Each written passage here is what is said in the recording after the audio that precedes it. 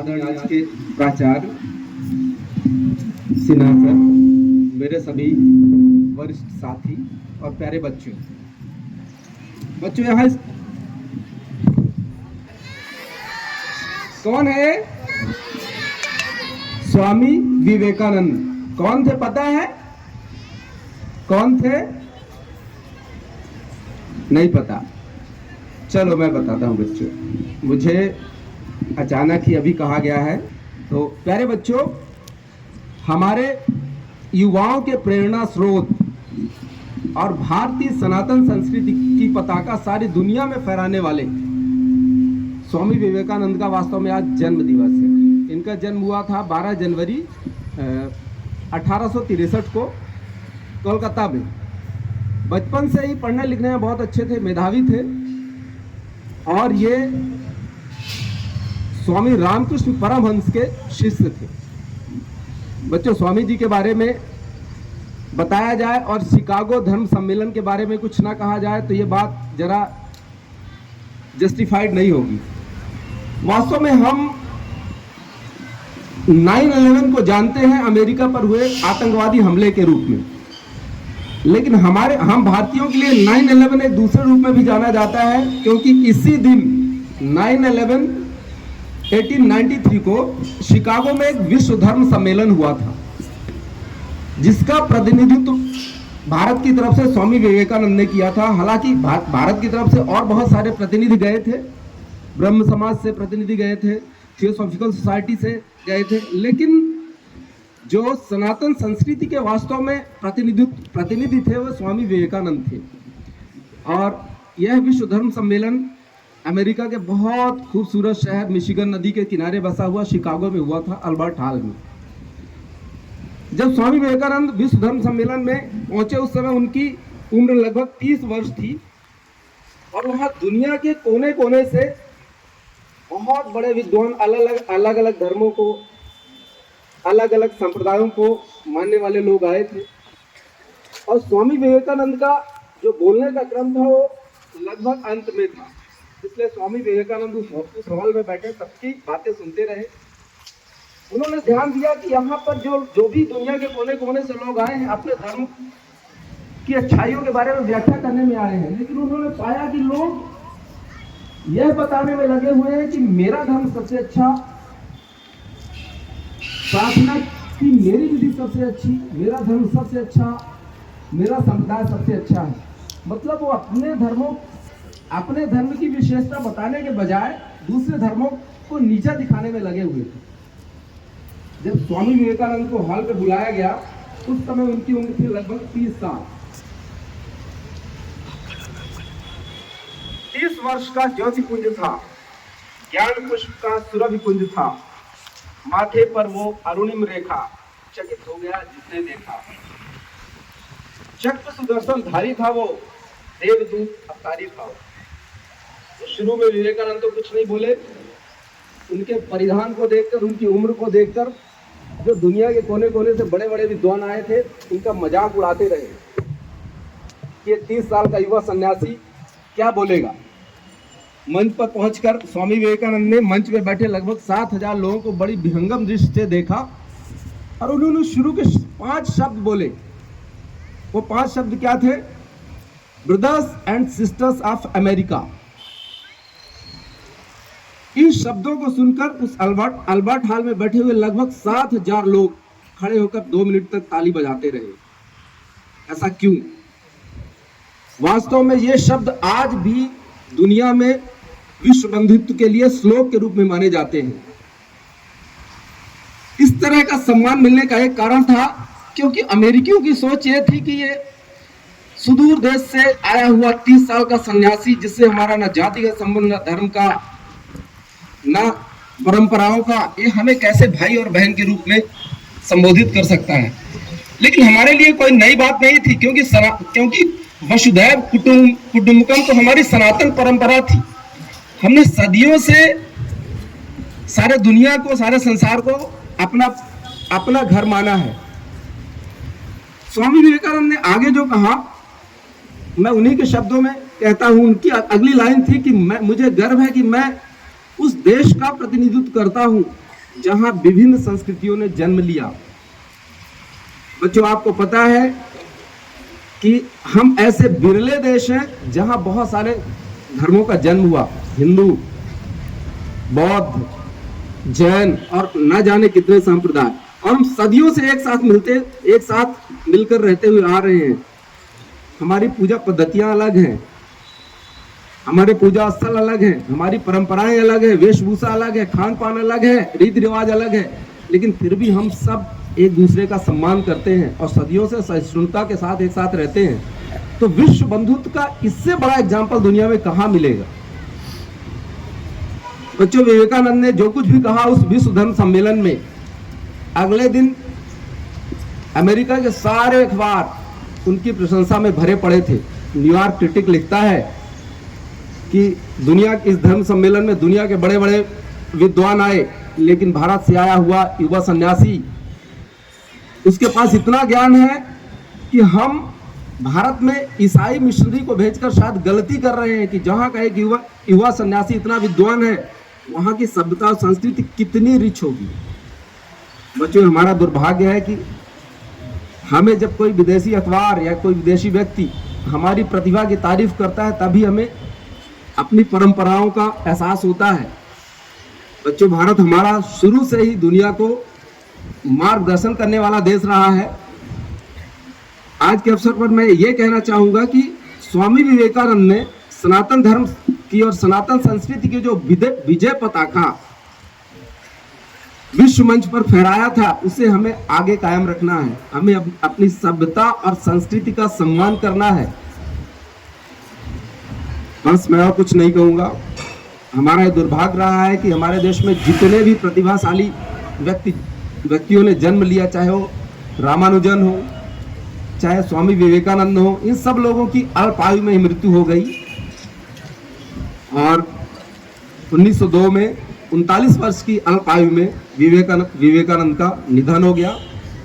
स्वामी विवेकानंद के प्रति हमारी सच्ची श्रद्धांजलि ये होगी बच्चों कि हम उनके बताए हुए मार्ग का अनुकरण करें और भारत को ज्ञान दर्शन के क्षेत्र में फिर से एक बार विश्व गुरु के रूप में प्रतिस्थापित करें।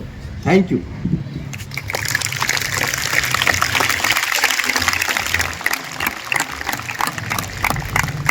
युवाओं का आह्वान किया और अपना एक कोट पेश किया, arise, awake and stop not until the goal is achieved. यानी जागो, उठो और तब तक ना रुको जब तक कि अपने लक्ष्य की प्राप्ति न हो जाए।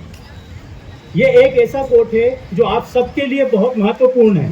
आप अपनी जिंदगी में अगर आशा की कोई किरण नहीं देख रहे हैं तो सिर्फ इसे कोट को पढ़िए और आपको ऐसा लगेगा कि हमारे चारों तरफ रास्ते ही रास्ते खुले हुए हैं। स्वामी विवेकानंद जी का कहना था कि देश युवाओं से भरा पड़ा है, लेकिन युवाओं को किसी मठ के बजाय फुटबॉल के मैदानों की अभी ज्यादा आवश्यकता है। वो इसलिए कहा था क्योंकि उस समय भारत अंग्रेजों के अधीन था, हम लोग गुलामी की जिंदगी जी रहे थे और युवाओं को कोई ऐसा रास्ता नहीं मिल रहा था जिससे कि वो अपनी जो फ्रस्ट्रेशन था उसको निकाल सके। स्वामी जी ने उनको ज्ञान दिया, उसी ज्ञान के आधार पर कई युवाओं ने अनेकों क्रांतियों में, आंदोलनों में भाग लिया और आज हम स्वतंत्र भारत में अपनी सांस ले पा रहे हैं। युवाओं के लिए सूर्य नमस्कार एक ऐसी विधा है जिसमें कि आपके शरीर का संपूर्ण रूप से मसल्स के जो स्ट्रेचिंग वाली एक्सरसाइजेज है वो हो जाती है। आपके सामने स्कूल के दो राष्ट्रीय स्तर के योग खिलाड़ी मास्टर प्रांजल शर्मा और मास्टर यश दिनेश दलवी बैठे हुए, जिनको आप मतलब परिचय ना भी दूंगा तो आप बहुत अच्छे से जानते हैं। ये आपको पहले सूर्य नमस्कार करके बताएंगे, उसके बाद आपसे परफॉर्म करवाएंगे। आप इनको बहुत अच्छे से देखिए और उसके बाद आपको खुद भी परफॉर्म करना पड़ेगा। बहुत इजी है अगर आप करना चाहें तो, बहुत मुश्किल है अगर आपका मन नहीं कर रहा है तो। इसलिए आप पहले एक बार देख लीजिए और आसानी से इसको परफॉर्म कीजिए।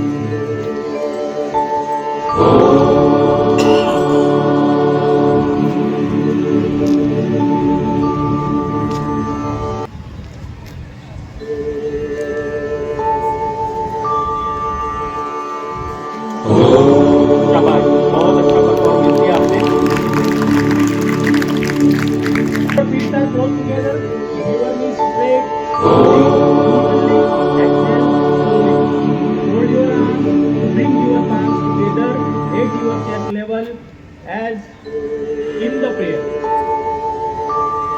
Inhale slowly.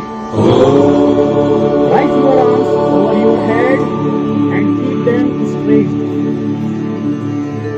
Arch backward, raise your arms. Exhale slowly. Now, third position. Bend forward, from your waist, moving your outstretched arms downwards as you can do. Let both your arms touch the floor on either side of your feet. Keep your arms straight at the elbow. That is perfect. You must bend forward till your forehead touches your knees. अगर आपका knees touch नहीं कर रहा है तब भी कोई बात नहीं, आप maximum चले जाइए. Now inhale again. Stretch your right leg till you are straighting down over your left foot. Right knee to rest on the floor. Keep your chin raised. Now we come to the fifth position. Hold your breath. Let your arms bear the weight of your body and slowly stretch your left leg backward. Now your body must form a plank. एक bridge की तरह बन जाती है. Now we come to sixth position. सांस को छोड़िए. Bend your legs so that your knees drop to the floor. Lower your chest until it touches the floor. Ensure that your abdomen and hips are still raised. आपका पेट और आपके हिप्स वाला area ground को touch नहीं करेगा. Let your forehead rest on the floor. Now we come to the seventh position. सांस को खींचिए. Lift your head off the floor. Slide your body forward and upward by arching your back. You should appear like a cobra pose. Ready to strike.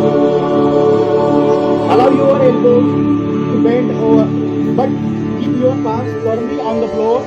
Your body should remain on the floor from the hips down. That is perfect. Now exhale. Raise your hips while keeping your head down between your arms.